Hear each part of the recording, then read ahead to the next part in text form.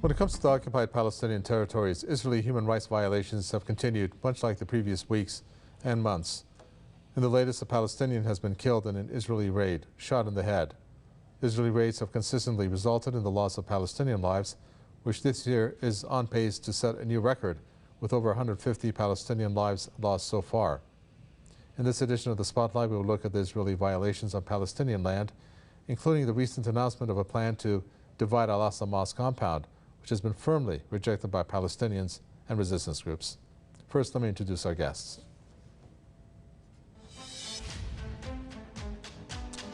Sarah Wilkinson, a British pro-Palestinian activist, joins us from Midlands in the UK.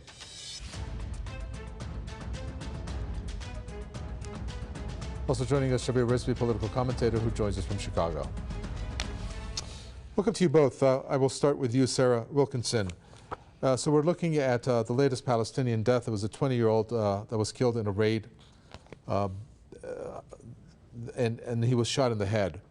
Now, as bad as that is, we're looking at another which really broke many people's hearts, not only within, obviously, Palestine, but all over the world. And there was the killing of a 2-year-old who was also shot in the head.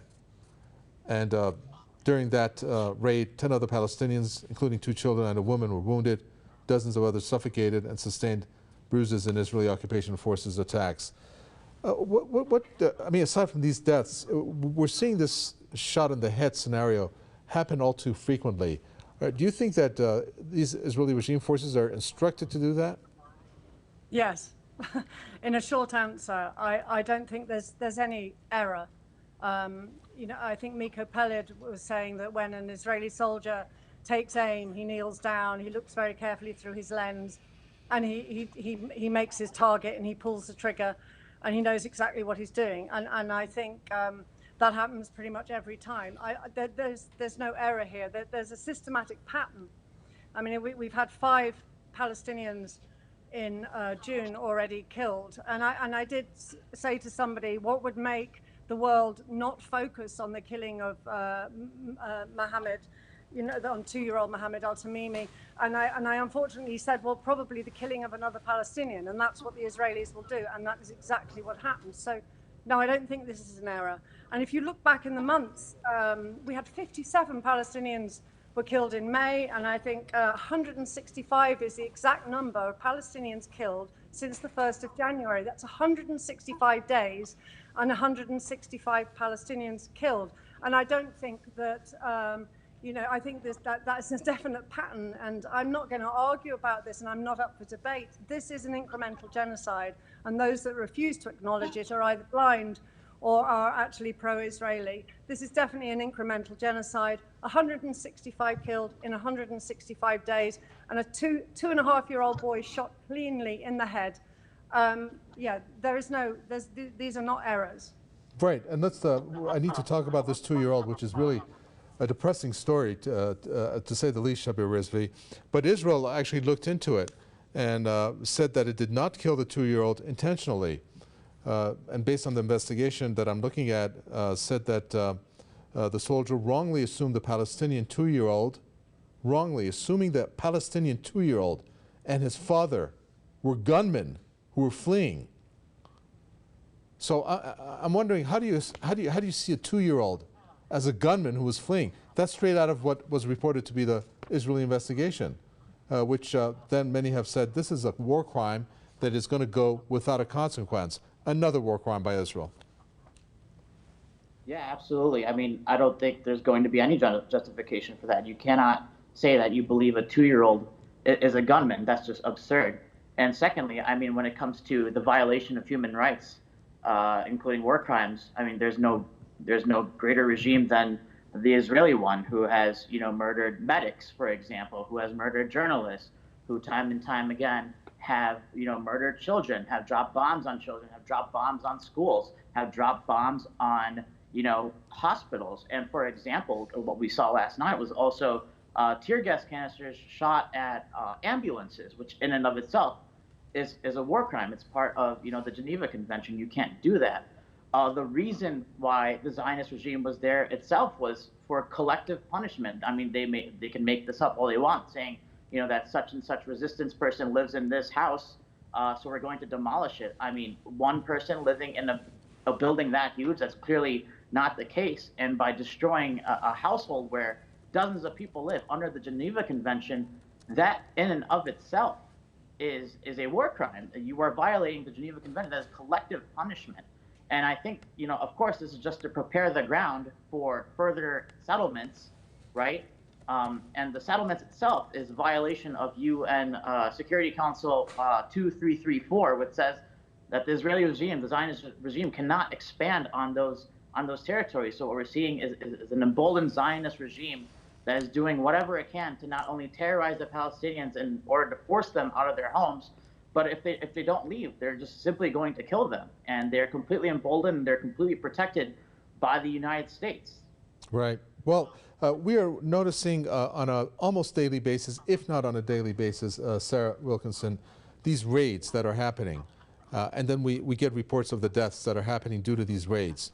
One of the ones that's cited often is the Nablus refugee camp, which is really 3 refugee camps comprised of 8 towns and 43 villages. Now, Israel's explanation of raiding these villages is that we want to make sure that we are preventing these, what they call terrorist incidents, to happen, as they say, in Israel, but it's in occupied Palestinian lands. Now, I'm not too sure, but if an Israeli soldier walks, or a battalion walks into this refugee camp, they're not going to get Israeli sympathizers. I mean, for how long are they going to continue with the raids that result in deaths instead of moving to find some kind of solution that will be preventing the deaths from happening, to move towards a solution rather than going in there and just killing Palestinians? I don't actually think that the Israelis are looking for a solution. I think the erasure of the Palestinian people is much more of its mission. I think that if it was looking for a solution, it would be a diplomatic solution or a negotiated solution.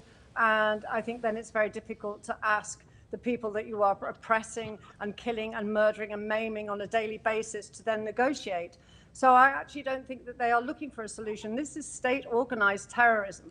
If you're going in to raid a civilian area day after day after day, whether it be Nablus or Jenin or other areas of central Palestine, or even bombing Gaza, it's constant, it's systematic, it's engineered, state-organized terrorism. And I think it's going to continue. I think the fact that I mentioned incremental genocide is, if you are committing that, which I think that they are, then you're not looking for any other solution. You're going to do it drip by drip, slow by slow, just maiming and torturing and killing and jailing Palestinians on a daily basis. You're not looking for a solution. You're looking to continue testing out your weapons, continue to kill as many Palestinians as possible, but do it in a way where the Palestinians are only mourning maybe one death at a time. But if you are committing genocide or incremental genocide, whatever you want to call it, you're not looking for a solution. And I think that is the issue here. The Israelis want the land. They want the land without the Palestinians in it. And so therefore they're going to do it in a way that maybe it's not a massacre all done in one day, which might alert the international community, although I'd be surprised. They're doing it drip by drip. And so, every month, I mean, if 13 people killed in April, 27 people killed in March, 36 people were killed in January, 57 killed in May, 20 killed in November, 31 people killed in October, and I could go back and back and back through the months. There has never been a solution that's been put on the table. What it is an incremental genocide. Sure. One of the areas where there is a lot of friction and social clashes, if I may call it that, Sheba Rizvi, is between the settlers and Palestinians. Now, under this extreme cabinet, which some call to have fascist members, there's been a real push to pit the settlers against the Palestinians. Of course, you can perhaps tell us even better that settlers, they are raised so that they hate Palestinians, even taught, from what we understand, at schools, to really despise Palestinians.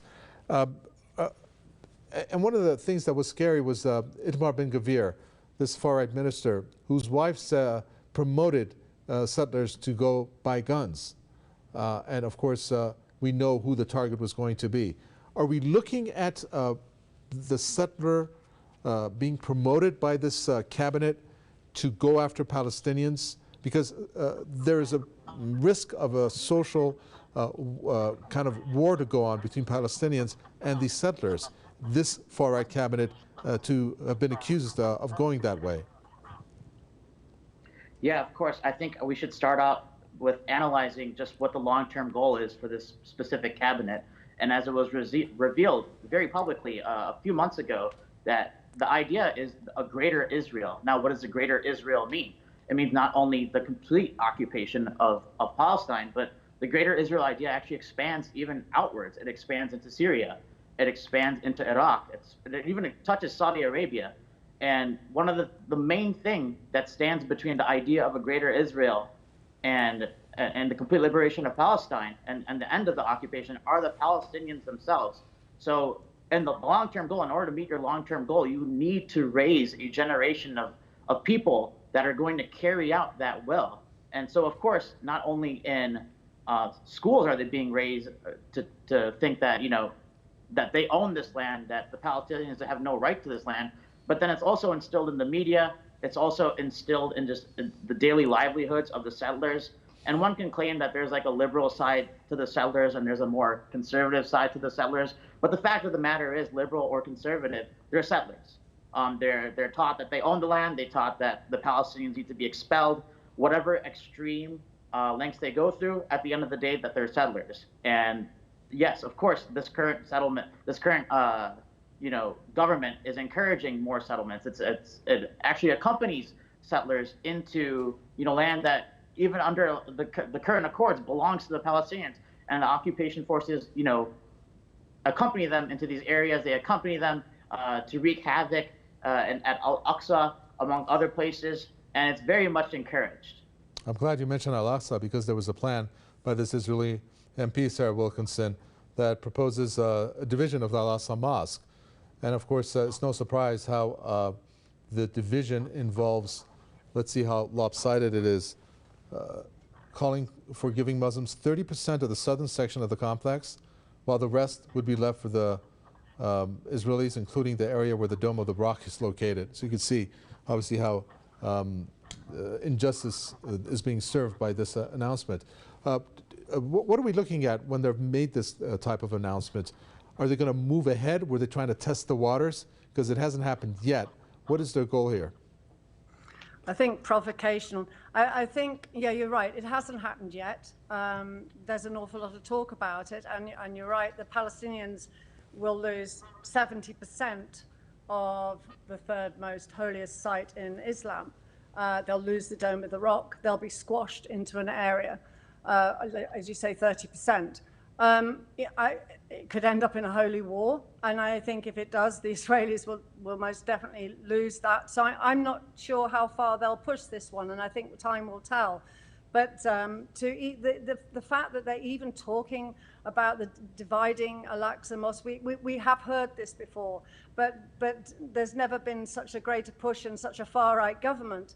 Yeah, I think time will tell with this one. I think we just have to see what happens. That maybe they are testing the waters. I really think that I would hope that the Muslim world would come to arms over this, because this is the third holiest site in Islam, and a division is just not acceptable. It's not going to be tolerated. I'd like to get your thoughts on this too, Shaba Rizvi, because this is very big news. And there's another way of looking at it, is that they want a war to come out so they could then go after taking over the al-Aqsa Mosque. Maybe that is what they're after. And this is their way of going at it, by saying we're going to divide it up. Yeah, of course. I think it comes at a very specific timing, because one, with the success of the Palestinian Islamic Jihad's operation, Revenge of the Free, we saw Israel humiliated. But also you have to take into consideration, Israel can't really do much without the approval and the funding, militarily, of course, of the United States. As you know, the United States gives Israel about $4 billion a year, specifically for defense. We all know that it goes into occupation, it goes into oppressing the Palestinians. Now, uniquely, there's an election coming up in the United States. Joe Biden's not very popular. And so what Israel can do right now is test the waters with its political allies, which really is just the United States. And having a level of that provocation is no coincidence, right? Because you're going to want to see what your number one investor is going to do if you go through with that, even if you mention that. And so by them saying it, right, if Joe Biden comes out and says, don't do this, right, you might lose support of the of the Zionists over here in the United States, which have a significant amount of influence not only in the media but also on Capitol Hill itself, in Washington in and of itself. So I think it comes at a very unique time. I also think that, of course, this is just plain provocation, right? They always have like their flag marches there. They always have fireworks and they try to burn down various mosques. But this is a significant red line unlike any other. I don't think they'll go through with it because it will be politically a disaster. It'll also be militarily a disaster. But I think they are testing the waters to see just how much political support they would get from Washington. All right, I was trying to figure out how many times Biden has visited Israel since he came into office, and I think he just came once. Why is it, Sarah Wilkinson, that the U.S. feels like in order to appease Israel, they have to give it military aid or make an announcement? Aside from the $3.4 or $3.9 billion that it gives Israel, it seems like that announcement somewhat eases Israel. But even beyond that, the silence that the U.S. has portrayed so far, it hasn't gone after a peace process of any kind, but doesn't the silence, in a sense, mean they're given a green light for Israel to do what it's doing? Yeah, I think at the moment there has been a lot of green lighting and, a lot of turning a blind eye. I think, the American public slowly are changing and there is, slightly more support for the Palestinian cause. But yeah, I'm not entirely sure. I don't think, with all due respect, that Biden is really clever enough to really see what is at large here, what is happening and what is going to take place. And I mean, if they do push it to the point where there is a war over al-Aqsa, I don't think Biden's prepared for that. And I'm not entirely sure. It would be down to the American public, really, what would happen, I think. Sure. Well, one of the things that stood out this past week or so, I don't know if you agree, Shibir Rizvi, was when you had the U.S. Secretary of State Anthony Blinken visit Saudi Arabia. And it was very interesting because you have Anthony Blinken on the one hand at a press conference, and then you have his counterpart standing right next to him. And one of the major initiatives was this so-called normalization they want for Israel and Saudi Arabia to have. But the Saudi foreign minister said, we're not going to go ahead with normalization unless the Palestinian issue is resolved. And they have said that in the past. But right now we're looking at a different landscape when it comes to the West Asia region, as we call it, or Middle East. Do you think that that is significant, that Saudi Arabia said it in the way that it did? I don't know if he caught that press conference, but the mere fact that he did make this statement. What do you make of it? Press conference. And before I even answer that question, I do want to note it was pretty funny that with Blinken's counterpart, that they actually didn't have the American flag there. And I think noticed that too. You're right. Actually, yeah, they didn't have the American flag there. They typically always have the American flag whenever there's some sort of state meeting between the two. It wasn't there. And I think that actually pours into the answer in and of itself. I think what the Saudis are pursuing is, I forgot the name of the specific agreement, but they want to go back to the 1967 borders, which in and of itself, I think is still normalization of Israel. But I think them putting their foot down right now publicly, as kind of gears are shifting, as there's like normalization going on between Saudi Arabia and Syria. Syria, by the way, which was just bombed yesterday by Israel. I think we're seeing a new page being turned. I think it's slowly being turned. I think Saudi Arabia themselves are kind of testing the waters, but I don't think they're willing to go through with what the United States has to offer. And another significant, at least how it was reported, and it seems that way, is this visit. Sarah Wilkinson, I'm not too sure if you agree or not, of the PA chief who went to China. And China said that they're willing to play a positive role when it comes to helping the Palestinians. And in some of the other statements that were made here was that they would not mind if they actually played a role, a leading role, in establishing peace or going after some kind of a solution. Isn't that the role that the U.S. usually has? I'm not sure that the U.S. When I watched the ceremony, in China, and amazingly, they rolled out the red carpet, Palestinian flag was flying, and China really put on a massive show for President Mahmoud Abbas. I don't think I've ever seen that before, that amount of respect, I think, for Palestine and for the Palestinian people. I think China will do a much better job, and I think maybe that will stop the United States from dragging its heels. And I think, yeah, well, that's another thing that we'll have to wait and see as to how this turns out. But I certainly think at the moment, China put on a very good show. And no matter what we think of President Mahmoud Abbas, I thought the respect that the Chinese showed towards him was stunning, actually. It was a very big ceremony. So, yeah, let's give China a shot. And hopefully it will push the U.S. into making a move, maybe. All right, and my final question, Shabir Rizvi. Israel just had one of the biggest military drills with the notion that if it was to be attacked by all different sides from resistance groups, so it shows that they are on alert, and they are very concerned that if all the resistance groups were to militarily get unified or united and attack at the same time, that Israel needs to be prepared for it. Do you think that that is a real danger that faces Israel, given the fact that they've conducted that type of a drill? Absolutely. I mean, I think the only way that the occupation is going to end is going to be with the win of the resistance factions. A unified effort is going to drive away the Zionist entity. If we want to stick to kind of this peace process type deal that the UN always offers, well, we'll just look at reality. Whatever United Nations Security Council, objective comes out, whatever comes out, they blatantly disrespect it. And I think that the only way that the Palestinians will be able to get their land back and get their rights back and move on with Palestinian statehood is going to be a significant resistance effort. All right, very well. Thank you very much for that. Let me thank Shabir Rizvi there, who was just speaking, political commentator from Chicago. And a pleasure, Sarah Wilkinson, British pro-Palestinian activist from Midlands, UK. With that, we come to an end for this edition of The Spotlight. From me, Kaveh and the team, it's goodbye.